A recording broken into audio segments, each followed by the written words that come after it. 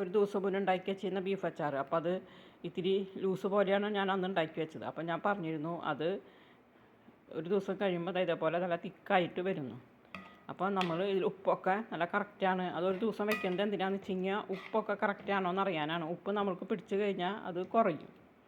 അത് ഞാൻ ഒരു ദിവസം കഴിഞ്ഞിട്ട് ആക്കുന്നത്. അപ്പോൾ ഞാൻ ഇത് കണ്ടോ നല്ല അച്ചാറായിട്ട് വന്നിട്ടുണ്ട്.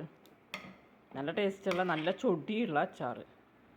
എൻ്റെ അച്ചാർ നല്ല എരിവൊക്കെ ഉണ്ട് കേട്ടോ. എരിവ് പറഞ്ഞ അച്ചാറൊന്നുമല്ല, നല്ല എരിവുള്ള അച്ചാറാണ്. ഇപ്പം അച്ചാർ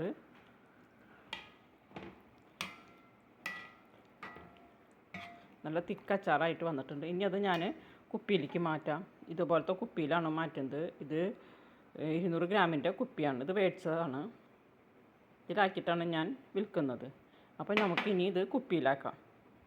അച്ചാർ കുപ്പിയിലാക്കി ഇതുപോലത്തെ 4 കുപ്പിയിലാണ് 1/2 കിലോ ബീഫ് അച്ചാറിട്ടിട്ട് നമുക്ക് കിട്ടിയത്. നീ കണ്ട ഇത് നോക്കിയേ.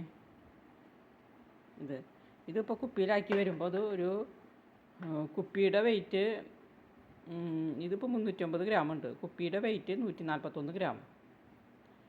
അപ്പോൾ ബീഫ് അച്ചാർ 200 ഗ്രാമിൻ്റെ ഏറ്റവും കുറച്ച് കൂടുതലുണ്ട്. അങ്ങനെയാണ് ഇത് ഞങ്ങൾ കുപ്പിയിലാക്കുന്നത്. അപ്പോൾ ഇതുപോലത്തെ 4 കുപ്പിയാണ് നമുക്ക് കിട്ടിയിട്ടുള്ളത്.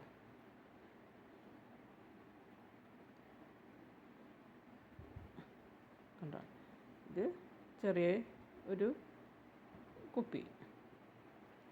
അങ്ങനെ ഇത് ഇത്തിരി വലിയ കുപ്പിയാണ്. ഇത് രണ്ടാണ് എനിക്ക് കൊടുക്കാനുള്ളത്.